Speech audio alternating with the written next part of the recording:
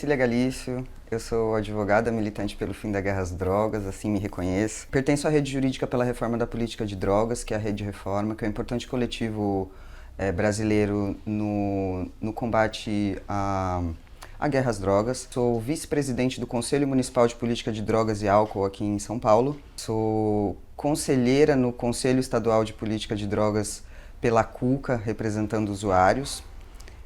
Também sou voluntária na Cura, que é a Associação Cannabis Cura, e faço parte da Comissão de Direitos Humanos da OAB, do Núcleo de Álcool, Outras Drogas e Saúde Mental. O meu envolvimento com a guerra às drogas, ele tem início em 2016, quando, por ocasião de uma doença do meu ex-companheiro, a gente precisou deste recurso como ferramenta terapêutica, Então eu passei a ter contato com a questão da política de drogas nessa época. Eu já era advogada, mas trabalhava na área tributária, E este foi o meu primeiro envolvimento com política de drogas através da necessidade de utilização de cannabis com finalidade terapêutica. E nesse momento nós estávamos vivendo uma situação bastante curiosa no Brasil, que era o advento dos habeas corpus para cultivo, O primeiro habeas corpus esse fenômeno a gente vai ter em 2016, e aí em 2017 eu começo a estudar e a ter contato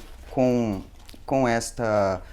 esse remédio constitucional, que era uma das únicas formas de ter acesso a cannabis no Brasil naquela época. Tenho a felicidade de conseguir impetrar e ser concedido o 25º habeas corpus de cannabis para fins terapêuticos no Brasil.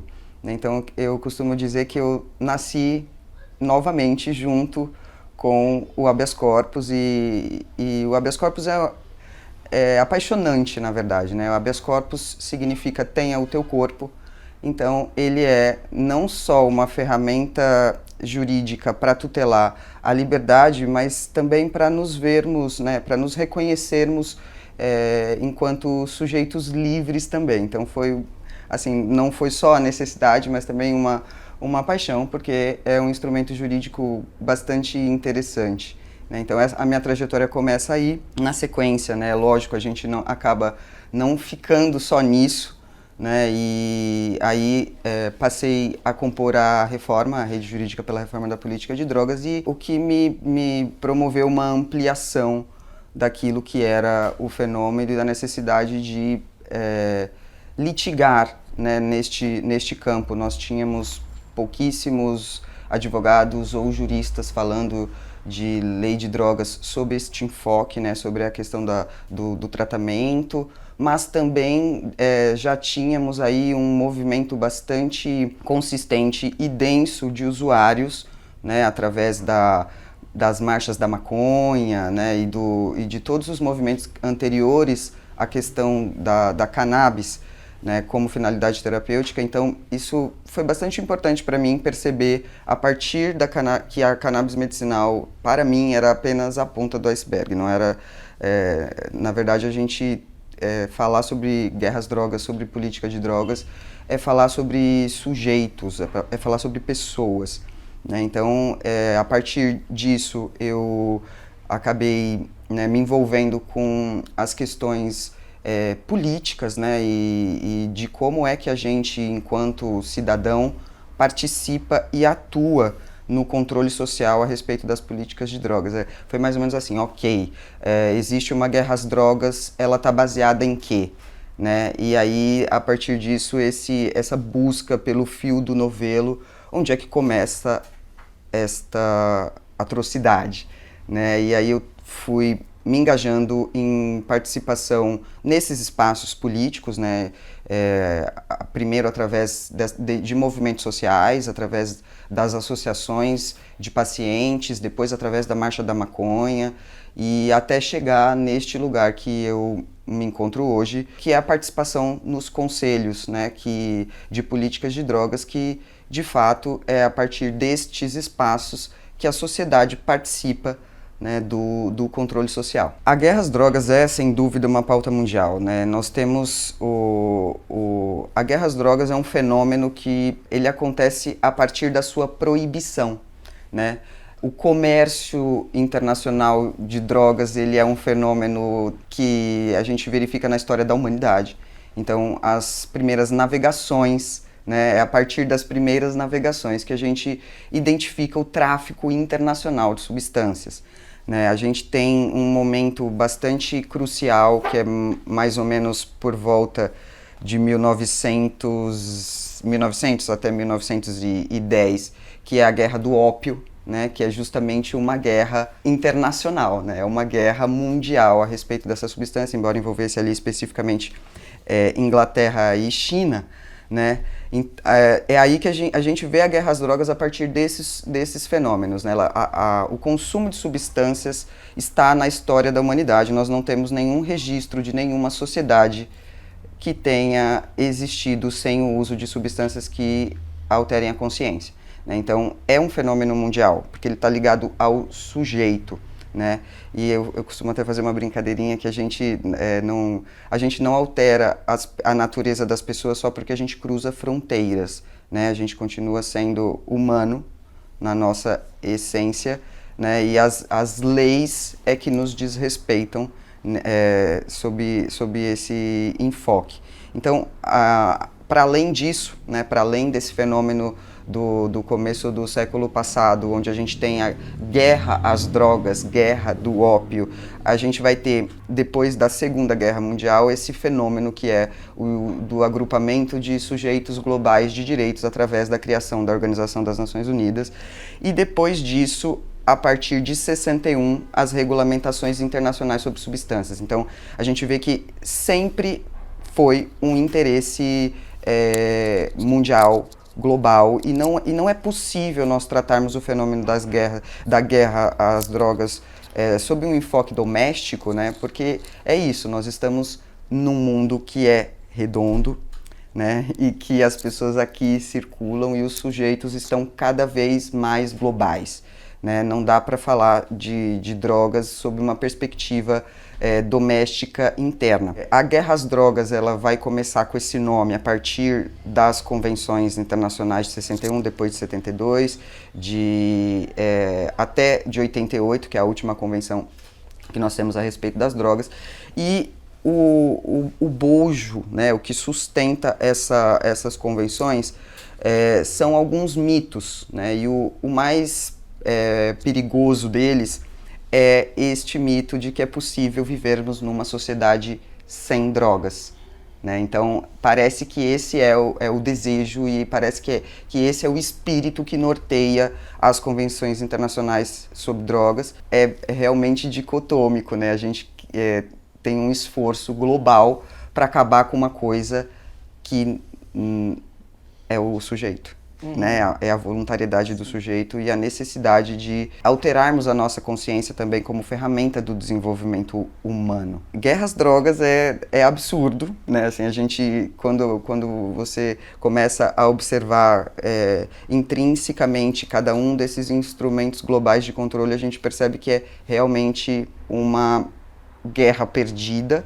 Também a gente vai verificando ao longo da história da humanidade nos últimos anos, por exemplo, que tentar acabar com as substâncias, com as drogas e com a liberdade dos indivíduos não é enxugar gelo, né? A gente chegou ao ponto de que hoje a gente enxuga sangue, né? Porque para além disso tudo não é possível desconsiderarmos a importância do debate sobre o comércio de substâncias como o comércio de drogas como a atividade mais rentável do planeta, né? A circulação de dinheiro envolvendo a venda de drogas, ela é astronômica. E a gente não precisa ir longe, por exemplo, a gente tem em outro lugar, comparando com as drogas proibidas e com as drogas legais, né? As drogas entre legais e ilegais, a Ambev é o quarto PIB deste país, né? Então isso só reforça esse modelo, né? De que de um lado a gente tem substâncias legais, substâncias ilegais e no fundo todas elas teoricamente fazem mal à saúde e elas estarão no mercado por força desta mão invisível que se chama mercado, né? E aí nós temos aí então este cenário atual, que é um comércio internacional de drogas, uma atividade altamente lucrativa, propulsora de violências, né, e que acaba por demandar do Estado um esforço muito grande para combater, ou seja, mais dinheiro a ser usado numa tarefa vencida, né, numa tarefa que não tem vitória. Né, não tem vitória na guerra às drogas. Dentro do Sistema Internacional do Controle de Drogas, esses dados, esses levantamentos, a alimentação desses dados, ela se dá de maneira voluntária pelos países que fazem parte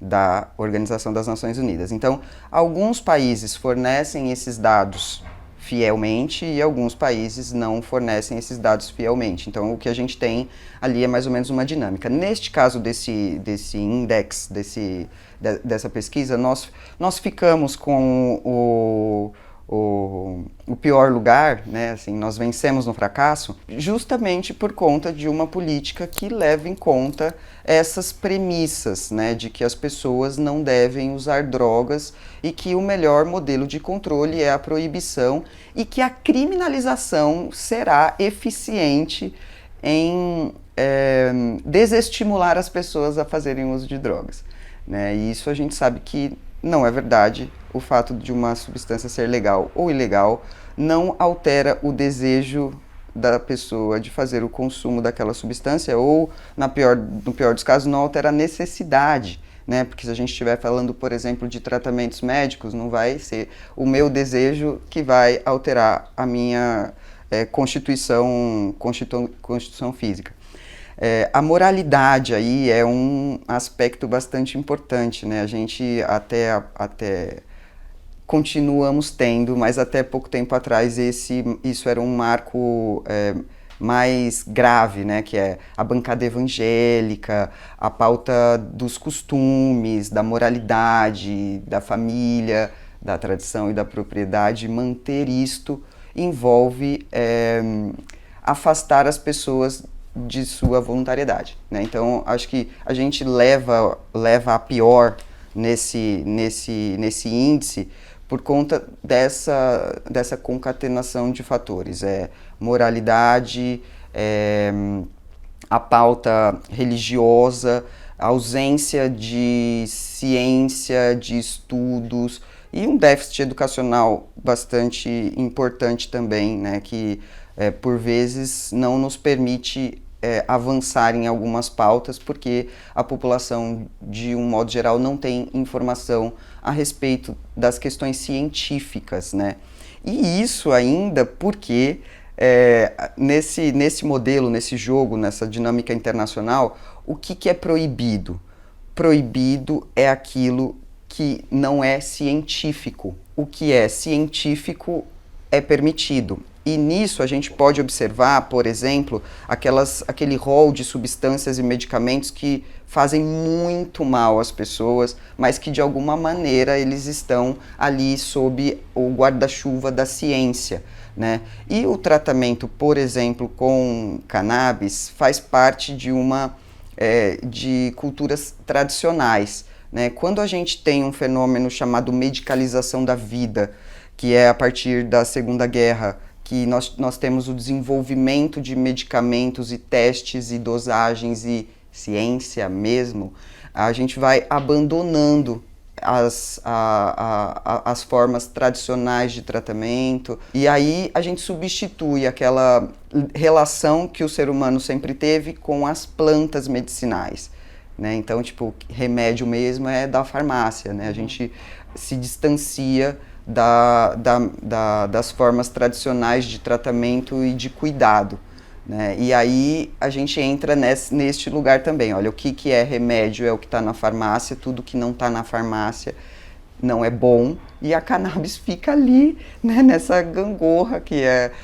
uso ancestral, mas não tem uso médico, aí não tem pesquisa e não tem desenvolvimento. Muito a se comemorar, a gente teve aí mais ou menos em 1990, os cientistas precursores, né, da descoberta do sistema endocannabinoide, etc., que contribuíram para essa nossa evolução, para a gente chegar onde a gente está hoje, engatinhando, né, bem passinhos bastante lentos, mas a gente vê a partir de 1990 começar a quebrar esses paradigmas, né, e aí não é quebrar o paradigma científico, não que a gente passe a discutir a substância na sua integralidade, mas um avanço importante nessa dinâmica, nesse cenário, foi inclusive a reclassificação da maconha da lista 4 para a lista 1 na ONU, né? Então, tipo, da lista de substâncias proibidas, ou da lista de substâncias que causam muito mal à saúde, para aquela lista de substâncias que tem efeito terapêutico, a gente conseguiu fazer isso em 2020. Mas, falando do Brasil, né, o Brasil votou contra, né, esta reclassificação, mas de qualquer modo, lembrando, a gente está dentro de um sistema internacional de controle. Se o Brasil é signatário dos tratados, ele vai ter que observar também esta nova orientação, né? Você pode ver que a gente está falando de coisas muito atuais. Você citou o relatório de 2021, eu estou falando da reclassificação de 2020. A gente tem, dentro do cenário regulatório no Brasil, a partir de o primeiro grande cenário regulatório é a autorização do Dronabinol, que é um THC sintético, mas a partir de 2015 a gente vai ter RDCs da Anvisa, do Conselho Federal de Medicina, falando sobre a prescrição.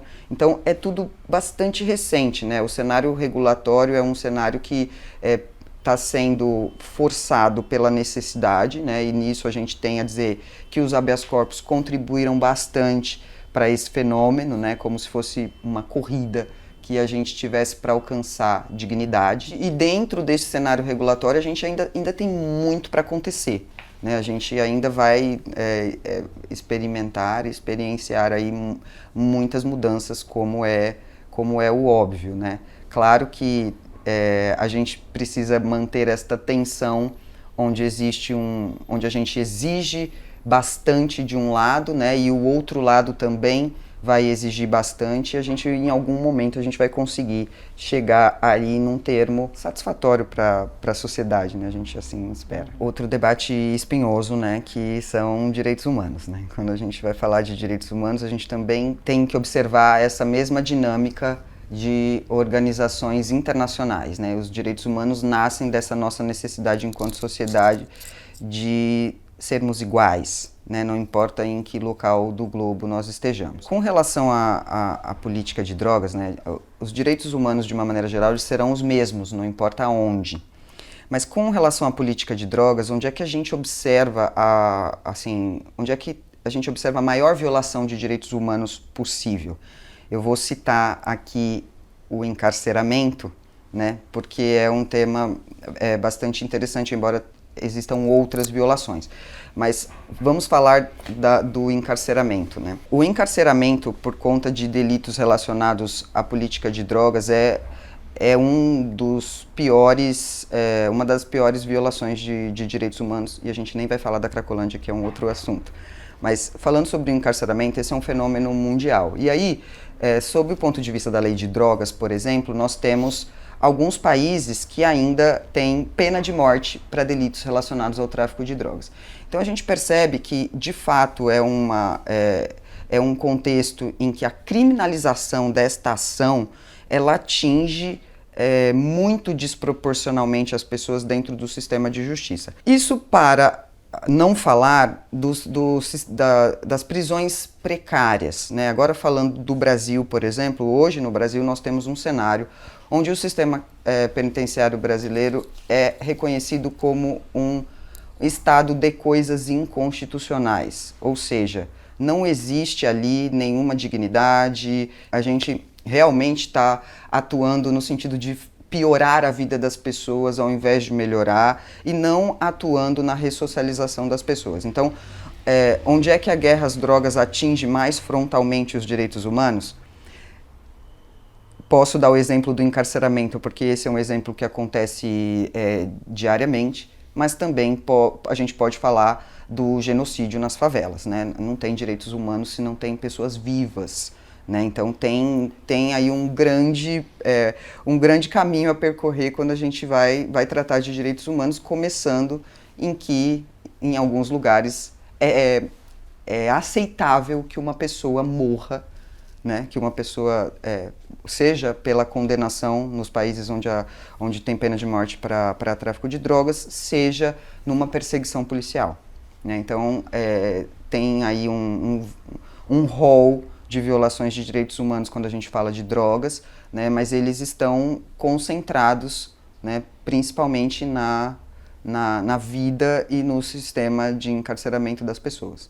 Todas as leis de drogas dos países signatários das convenções internacionais a respeito do controle internacional de drogas estão orientados pelo Sistema Internacional de Drogas. Então, o Brasil não é diferente, né? Então, a nossa lei de drogas está orientada pelo Sistema de Controle Internacional, que tem essas premissas malucas que a gente já comentou. Falar sobre a lei atual de drogas é muito importante, principalmente neste momento político que a gente está aí atravessando os 100 dias do governo Lula, porque esta lei de drogas de 2006 é uma lei que foi promulgada durante o governo Lula. E a lei de drogas, ela é a responsável pelo estado de coisas inconstitucionais do sistema carcerário brasileiro, porque ela aumentou em níveis desumanos a população carcerária no Brasil. Então, se a gente tem que falar mal de alguma lei aqui, a gente tem que falar mal da lei de drogas. E se a gente tem que ter alguma esperança de que esse cenário possa ser alterado, é uma esperança de que o governo Lula reconheça a grande merda que fez e repare esta situação o quanto mais urgente possível. É claro que eu estou falando de um lugar onde esta é a minha dor e a minha delícia, mas eu não consigo ver uma pauta hoje no Brasil para que o governo federal se depare que não seja a lei de drogas, né? Porque ela tem ramificações e tem impactos em tantas outras questões, inclusive da economia, que eu não sei por que em 100 dias a gente ainda não falou sobre isso, né? É lógico que hoje aí a gente teve a notícia do restabelecimento do Conselho Nacional de Política de Drogas, que inclusive prevê a participação social, que foi retirada no governo anterior. Então a gente está vendo aí alguns sinais, mas de qualquer forma não é uma coisa para a gente esperar assim de braços cruzados. A gente precisa movimentar isso de uma maneira mais enfática, cobrando principalmente a responsabilidade deste governo, né? Não é responsabilidade de nenhum outro.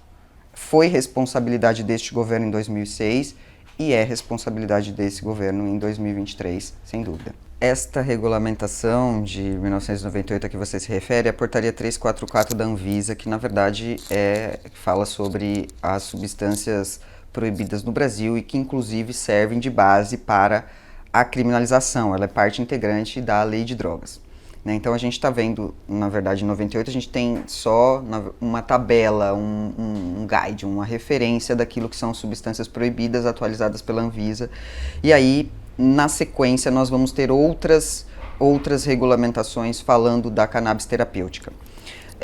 De uma maneira bastante geral e principiológica, qualquer regulamentação, isso não é sobre cannabis, mas também deveria respeitar a liberdade do indivíduo adulto de fazer o que quiser com o próprio corpo, né? O conceito jurídico mais importante numa regulamentação para intervenção do Estado no comportamento dos indivíduos deveria preservar a liberdade que a pessoa tem de dispor do seu próprio corpo, da pele para dentro, né? Então, o Estado não deveria controlar o que você faz com o seu corpo e que só diz respeito a você enquanto indivíduo.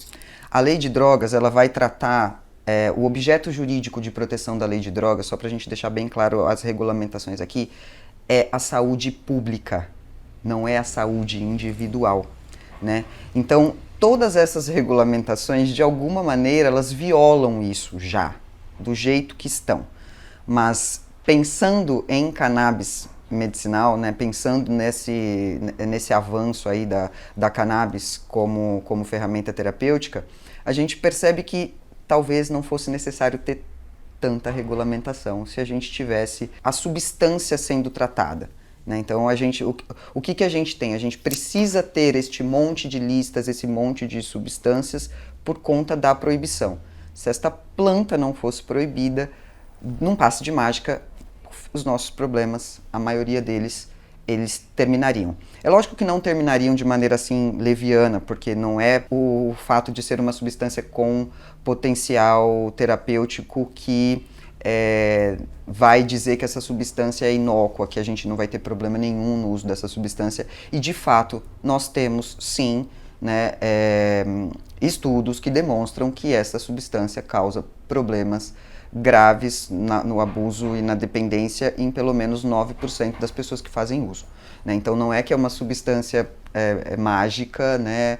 Mas nós poderíamos lidar com essa substância de outra maneira no âmbito da saúde pública e não na criminalização, que é uma outra estrada que a gente acaba percorrendo, inclusive violando esse direito básico e fundamental de liberdade do indivíduo. Essas inovações, elas contribuíram bastante para a discussão social, né? Assim, mas de alguma maneira, eu agora sendo bastante crítica, todas essas discussões, na minha opinião, elas revelam uma série de outros interesses que não o bem-estar das pessoas. E elas acabam demandando tempo e dinheiro no inútil. Porque se nós estivermos falando de saúde, a gente está falando de manter as pessoas vivas. E quem é que está preocupado em manter as pessoas pretas e pobres na favela vivas? Né? Então, parece que é uma discussão que tem pesos e medidas brancas. Né? Então, de um lado, a gente está aqui super interessado em resolver o problema da cannabis medicinal, porque isso é uma pauta de negócios, de mercado, de empresas, de farmacêuticas, né? Mas quem é que está cuidando da vida das pessoas que efetivamente estão morrendo por conta da criminalização dessa substância? Então, por mais que esses debates, que a gente, inclusive eu participo, né, profissionalmente, através dos coletivos, a gente participa dos debates dessas discussões de RDCs. O que é um RDC em torno da morte de uma pessoa? Por que a gente está discutindo um projeto de lei municipal enquanto ainda tem gente morrendo? Por que a gente ainda não está falando sobre a lei de drogas?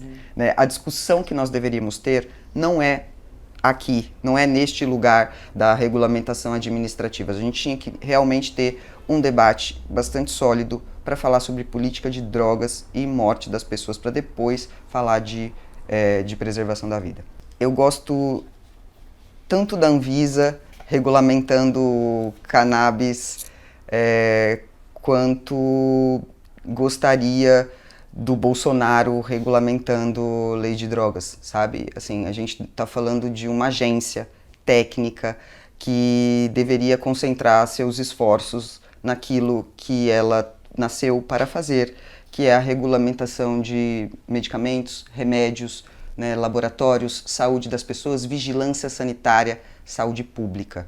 Né? Então, não sou nem um pouco fã dos holofotes em torno de uma agência fazendo uma regulamentação que era para ser obrigação do legislativo. Paciente é a pessoa que está sob acompanhamento médico e que faz um tratamento. O paciente no habeas corpus, que a gente também designa, também utiliza essa palavra, ele está intimamente ligado ao fato de que o habeas corpus é tido como um remédio heróico. Né? Então, a jurisprudência assim classifica o habeas corpus como um remédio heróico. Então, quem está sob a tutela do remédio é o paciente. Né? Então é bastante curioso e a gente até gosta dessa confusão. Falando aqui do meu lugar de fala, né? Nós temos a participação popular, a participação social, a participação dos cidadãos em todas as esferas em que se discutem políticas públicas né? Não só a respeito de drogas. E onde é que as pessoas podem fazer uso dessa prerrogativa de cidadão e participar do processo de construção coletiva? É através dos conselhos. E essa estrutura de conselhos, a gente tem conselhos municipais, conselhos estaduais e conselhos federais. Em geral, a estrutura dos conselhos, que é uma garantia constitucional de participação da população, elas estruturam mais ou menos assim, o governo e a sociedade. Na minha opinião, o governo deveria fomentar iniciativas que incluam a sociedade civil dentro destes conselhos, para que de fato a gente exerça a participação e o controle social nos órgãos de onde a política pública tem que sair. Por exemplo, o Conselho Municipal de Política de Drogas e Álcool aqui em São Paulo tem como pauta a discussão da Cracolândia, né? Então, vamos imaginar quem é que teria a condição de propor uma solução para um problema tão complexo desse. Seria a sociedade e o poder público agindo conjuntamente, né? Porque a realidade dessa dinâmica que a gente tem é o governo, são pessoas legislando sobre o uso de substâncias, pessoas que nem nunca fizeram uso de substâncias, pessoas que têm casa legislando e falando sobre políticas públicas para pessoas que nunca tiveram uma casa, né? Então, a maneira mais eficiente, né, e de fazer isso de baixo para cima seria o governo fomentar a participação da sociedade civil dentro dos conselhos. E aí é como se fosse um grande conselho mesmo. Se a gente puder dar um exemplo, o conselho de administração de uma companhia, né? Qual que é o papel deste conselho? É revisar aquelas ações, propor ações melhores e no final das contas nenhuma empresa séria toma nenhuma decisão sem consultar o seu conselho. O que a gente vê hoje na administração pública é exatamente o oposto. Nós tivemos no governo federal passado um esvaziamento da participação da sociedade civil nos conselhos. Então, o que a gente teve? A gente teve a tirania, né? Porque aí se você não escuta, se você não propõe, você não circula, você vai ter ali uma pessoa decidindo sobre o que ela acha que é e sem o embasamento e a participação da sociedade, que é a parte mais afetada. Vamos dizer, se alguém tivesse que construir políticas sobre drogas, a gente poderia começar com usuários e pacientes, né? Que são as pessoas que estão afetadas. E aí, incluindo também as pessoas que foram prejudicadas pela política de drogas, pessoas que foram presas, né? E as pessoas que fazem parte deste comércio invisível, né? Existe uma mão de obra gigantesca, né? Explorada, semi-escravizada e etc., que são as pessoas que vendem a droga, né? Então, quem é que deveria participar da construção dessas políticas? São essas pessoas. E isso não é o que a gente vê hoje. Nenhuma política que venha de cima para baixo vai funcionar com eficácia, né? Então, é mais ou menos essa a perspectiva de participação e do controle social. Sem dúvida, nós teríamos que ter um fomento da participação das pessoas historicamente e diariamente envolvidas com o tema. Como a gente está falando de tratamento médico, né, o primeiro passo é o médico. O médico é a grande autoridade deste sistema todo. E é até interessante que a gente observe esse fenômeno, por exemplo, nos habeas corpus, né? Então, quando a gente invoca essas premissas de direitos humanos, direito à vida, direito à saúde, né? A gente está partindo desse lugar de um reconhecimento de que existe um tratamento e que existe um médico apto, né, a fazer uma prescrição com cannabis. Isso chega a ser um problema porque nós não temos hoje no Brasil faculdades de medicina onde os médicos aprendam sobre o sistema endocannabinoide, né? Então, o grande desafio vai ser encontrar um médico capaz, né, de fazer esta prescrição e acompanhamento desse tratamento, tendo em vista essa dificuldade que a gente tem dos médicos de entenderem sobre esse sistema e estarem aptos a fazer esta prescrição, né, então, e esse acompanhamento. O primeiro passo, então, é procurar um médico né, que tenha condições de fazer esse acompanhamento e dentro desses critérios éticos, né, assim, porque de todo modo, principiologicamente falando, né, dentro da ética médica está o atendimento integral ao sujeito e o respeito, né, ao desejo daquela pessoa de tratar-se com um ou outro medicamento.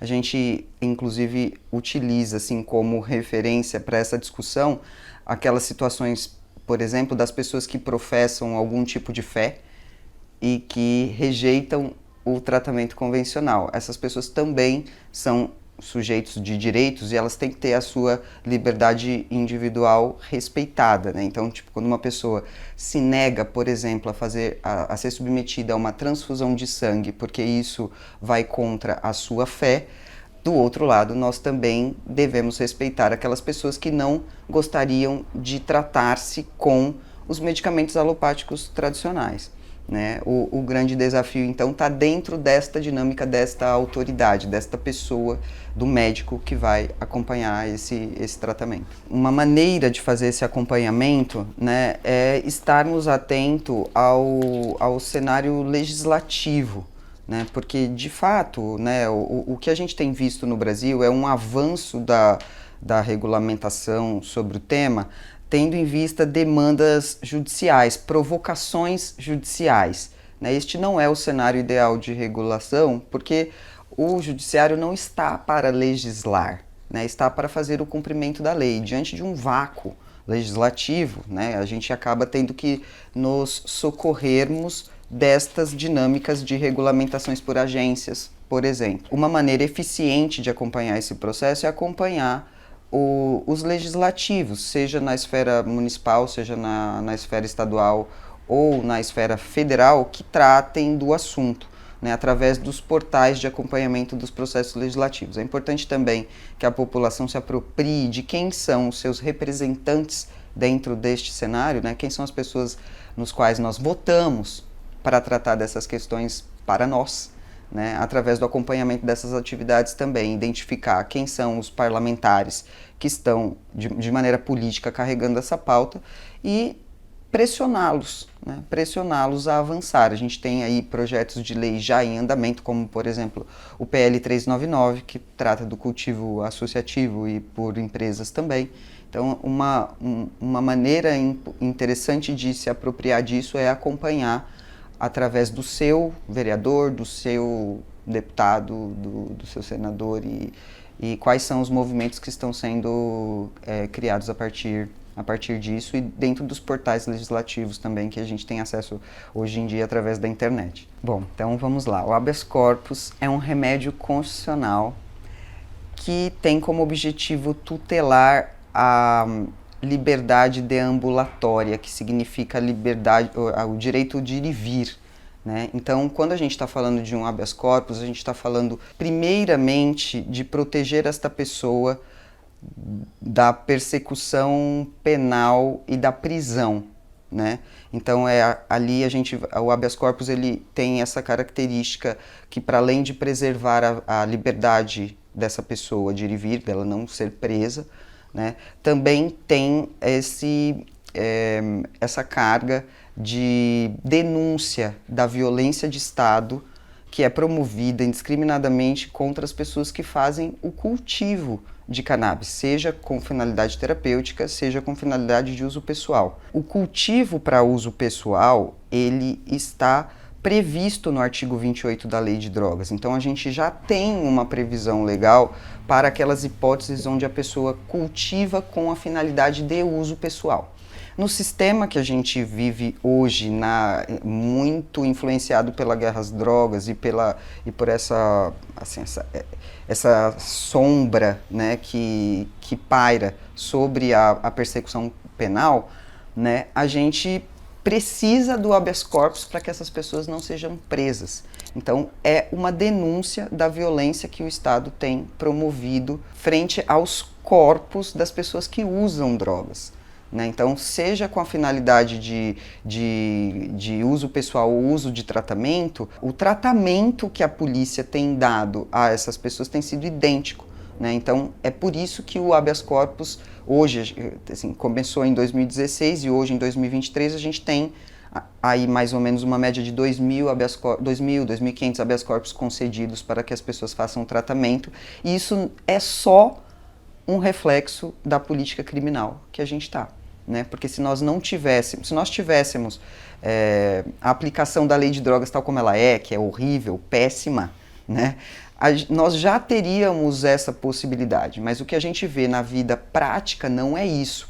E esta tese teve bastante adesão nos tribunais, porque o tribunal não pode negar, o sistema judiciário não pode negar que as pessoas estejam sendo presas por cultivar com finalidade de uso. Eu gosto muito do habeas corpus por conta disso, que para além de proteger aquele indivíduo, a gente também lança, né, essa denúncia do que é que realmente está acontecendo. Se as pessoas que fazem uso da substância, seja uso pessoal ou seja uso terapêutico, o uso é uso, né, nós não precisaríamos de invocar esse remédio constitucional, essa ferramenta jurídica. Olha, eu voto sempre por uma regulamentação que vá de encontro à lei de drogas e da descriminalização dessa substância como planta.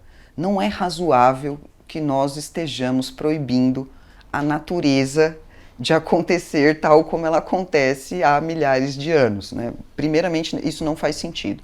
Com relação à cannabis com finalidade terapêutica, eu imagino que diante disso, né, diante de um cenário em que nós reconhecêssemos esta como uma planta, né, regulamentar o seu uso e a sua fabricação nos moldes de medicamento, sem esquecer que ela também pode ser um remédio. A diferença entre essas duas coisas é o processamento pela indústria farmacêutica.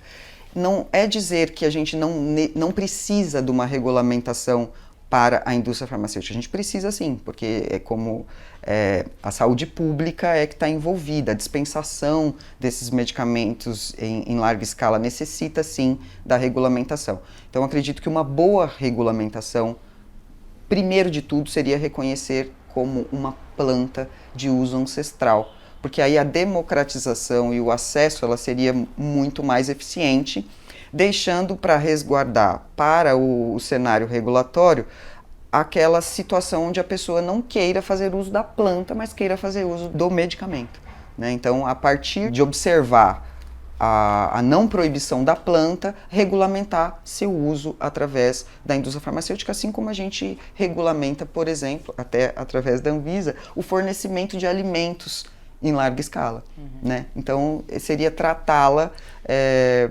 de maneira mais leve, né? Não tratá-la com a carga moral e criminalizatória que é o que a gente observa. O maior desafio para a regulamentação da cannabis é a própria conscientização da população de que esta proibição é nefasta, né? Algumas pesquisas que foram feitas, últimos levantamentos para saber se a população era ou não a favor da liberação, da legalização e da regulamentação, a gente tem um cenário onde muitas pessoas ainda são contra, né? Então acho que o principal desafio é colocar esta dinâmica de que direitos não obrigam as pessoas. Nós termos o direito ao aborto não obriga a abortar. Termos direito às uniões homoafetivas não nos obriga a unirmos afetivamente as outras pessoas, as pessoas do mesmo sexo. Então, tratar esta questão no rol dos direitos que o Estado deve preservar para o cidadão, né? Acho que o principal desafio é esse, a gente entender que mesmo que você não seja usuário, você não seja usuária, você não seja paciente, isso não nos dá o direito de restringir o direito das pessoas que o querem fazer, né? Então, o desafio que nós temos é de reconhecer o tratamento como um direito das pessoas, que não pode ser diminuído, mitigado, né, e tampouco esquecido. O desafio, na minha opinião, é esse. A regulamentação ideal é aquela que é construída com base nas necessidades específicas de cada comunidade, né? Então, não existe um modelo ideal de regulamentação sobre drogas ou sobre cannabis no mundo, né? O que a gente observa são experiências sociais a respeito destas regulamentações e de como cada sociedade lida com essa questão. Tem um outro ponto que eu acho bastante importante a gente mencionar, que dentro dessa regulamentação, quando a gente está falando de cannabis e de produtos à base de cannabis, a gente não pode esquecer que nós temos aí, dentro desse vácuo legislativo, também uma regulamentação a respeito do cânhamo e suas propriedades industriais. Uma regulamentação que se pretende eficiente, ela não vai abordar apenas esses aspectos desta planta, mas vai abordar todos os outros usos que a gente pode fazer dela, né? Com relação à cannabis terapêutica, acho que volta bastante nisso que a gente está falando. Respeitar a liberdade do indivíduo no direito ao tratamento médico, né? Nada antes disso.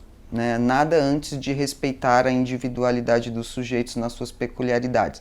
Não tem, de fato, um modelo regulatório pronto e bom para todo mundo. Né? O que nós temos são as experiências de cada sociedade e de cada dificuldade que os países têm e as comunidades têm para lidar com essa questão. Vou dar um exemplo assim bem rapidinho. O Paraguai tem uma lei de drogas e uma regulamentação a respeito do uso de substâncias bem mais flexível que a nossa.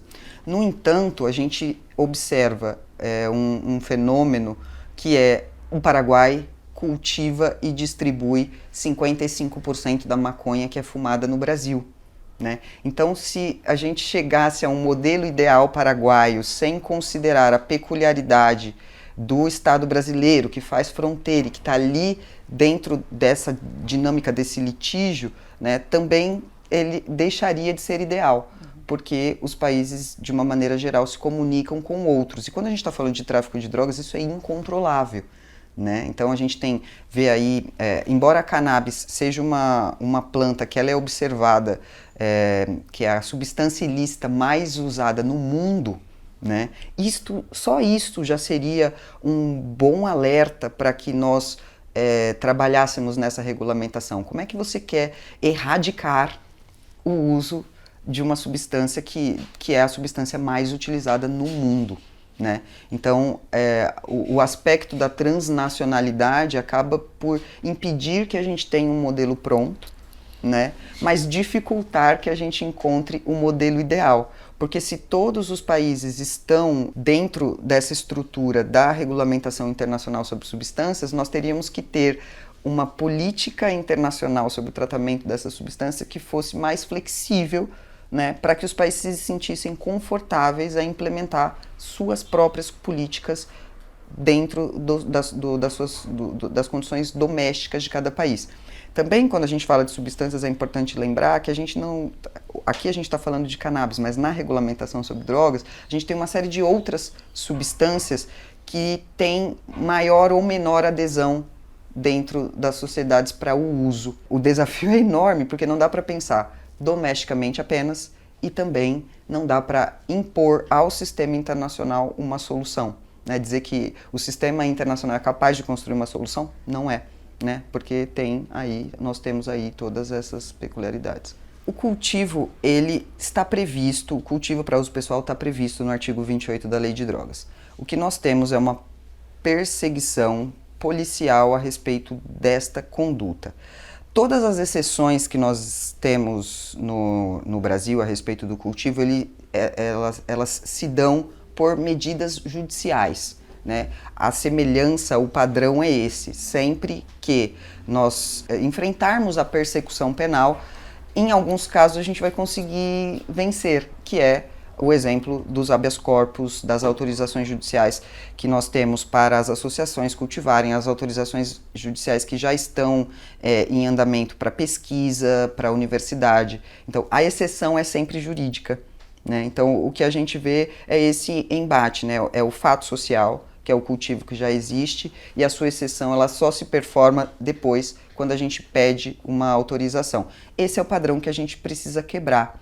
Né? Porque se a gente está falando de saúde pública, a gente está fazendo essa discussão de saúde pública no ambiente judicial. E qual que é a principal preocupação das pessoas?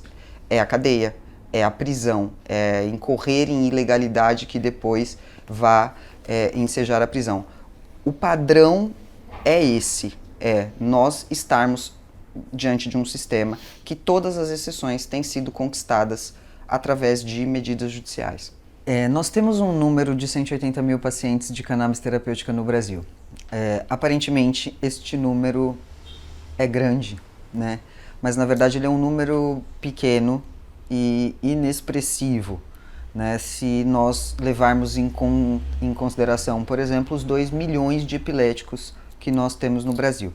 Se nós levarmos em consideração também o encarceramento de pessoas por tráfico de drogas, que corresponde a 30% do sistema carcerário brasileiro, que hoje gira em torno de 800 mil pessoas. Não é um número tão grande, né, comparado com as possibilidades. O principal entrave para que a gente ainda não tenha um número maior de pessoas fazendo o tratamento é o acesso e o acesso mesmo das pessoas pobres a esse tratamento.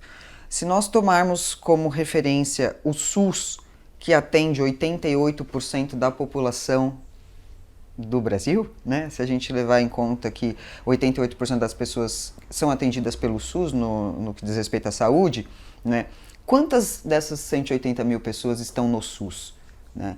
Então, o principal entrave para a popularização do tratamento, para além da dificuldade que nós temos, como eu falei, dos médicos prescritores, né, é o acesso ao sistema de saúde mesmo, né? Porque é só a partir desta popularização ou dessa disseminação que a gente vai ter um número maior. É importante a gente até fazer uma crítica não crítica, né? Dentre essas 180 mil pessoas que fazem uso da cannabis, sem dúvida a maior parte dela tem condição de fazer o tratamento. E é a partir dessas demandas, né, que a gente, inclusive, é a partir da demanda das pessoas que podiam importar o medicamento que a gente teve aí o avanço, né? Então, a gente começa aí com um reflexo muito nítido da desigualdade social. Né, hoje no Brasil só tem acesso aos tratamentos com cannabis as pessoas que têm condições, né, de custeá-lo e as pessoas que rompem uma série de outras barreiras para ter acesso a essa informação. Pensando no tamanho do Brasil, né, pensando no tamanho do Brasil, esse número é muito pequeno e ele só será ampliado significativamente se nós transformarmos a distribuição desse medicamento numa política pública. A respeito da atuação das associações no Brasil, elas hoje, a meu ver, assumem um papel heróico, né? Um papel heróico de fazer aquilo que o sistema de saúde não faz. Né? Chega até ser injusto que a gente tenha transferido assim, de maneira tão natural a responsabilidade da promoção da vida e da saúde das pessoas, que é um direito constitucionalmente garantido, para iniciativas da sociedade civil e que geralmente estão unidos, né, em torno de suas fragilidades, né, e em torno de suas vulnerabilidades. Porque as associações têm isso, né, esse caráter humanitário de atuação, né, quase misericordioso, né, da situação das pessoas, onde indivíduos assumindo o protagonismo do descumprimento da lei, colocando-se em risco de serem presos para atender a saúde das pessoas, né, e a saúde, como a gente viu, é um direito fundamental. O advento das associações é este grito, né, esse grito de, por um lado um grito e por um lado também aquele posicionamento de, já que o Estado não faz, faremos nós, porque as pessoas não podem morrer aguardando essa movimentação lenta e burocrática na promoção de direitos quando a gente envolve questões morais. Eu particularmente torço muito pelo pelas associações, não só do ponto de vista de promover esse fornecimento de remédio e medicamento à população mais carente, mas também como uma maneira de subvertermos esse sistema, né, que a gente tem visto, né, deste ouro verde, né, para que, de novo, toda essa cadeia fique na mão da indústria farmacêutica e a gente desprezando os saberes ancestrais e as práticas tradicionais, né, da medicina tradicional, privilegiando o remédio, né? Então, as associações nesse lugar, elas preservam ainda não só a questão da comunidade, né, de estarmos em comunidade, provendo necessidades dos outros, sem ter em mente o ganho econômico, né? Porque também é uma maneira de fazermos um contraponto a este grande negócio, né, que é a indústria farmacêutica e que em algum lugar vai funcionar ali também como um controle de corpos, né? Se a gente for lembrar do que é legal e do que é ilegal, aquilo como sendo científico ou não científico. Vida longa às associações, porque eu acredito que também temos que nos insurgir sobre esse sistema onde nós ficamos dependentes de grandes empresas, grandes iniciativas, esquecendo tudo que a gente já conquistou como humanidade e sobre o que é viver em sociedade. Comparando o Brasil ao Canadá, à Colômbia, enfim, e a outros países da Europa que já tiveram, né, suas regulamentações do uso terapêutico da cannabis, e cada um de uma maneira, eu acho que o que serve para nós dessas experiências todas são os erros e acertos. Se por um lado nós ainda não fizemos nada, por outro lado, nós já temos dezenas de experiências exitosas para comparar e para construir o nosso modelo, né? O nosso próprio modelo, o modelo brasileiro.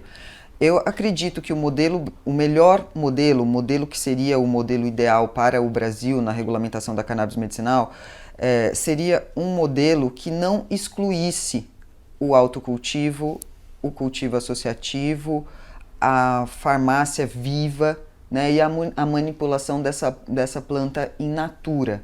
E que, por outro lado, através dessas experiências que nós tivemos, por exemplo, do fornecimento da cannabis terapêutica pelas associações, que nós privilegiássemos essas iniciativas, criando não uma reserva de mercado, mas uma nova perspectiva de mercado, onde fosse mais fácil para as associações e para as pequenas iniciativas do que para as grandes indústrias, porque a tendência é a gente perpetuar isso e não fazer a discussão de fundo que precisa ser feita, que é com relação à planta. Se a gente, eu até fico imaginando que se a gente tivesse hoje uma regulamentação só da cannabis terapêutica, nós teríamos que continuar lutando fervorosamente na guerra às drogas.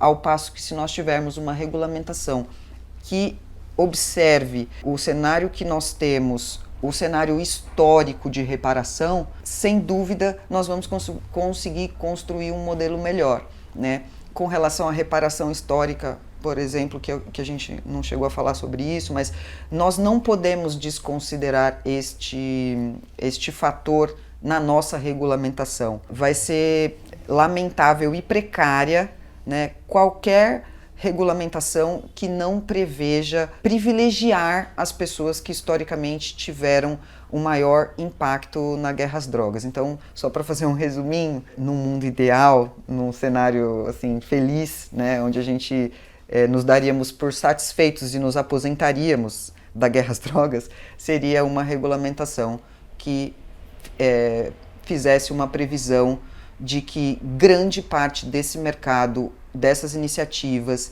e dessas atuações ficassem reservadas às pessoas pretas, pobres e periféricas.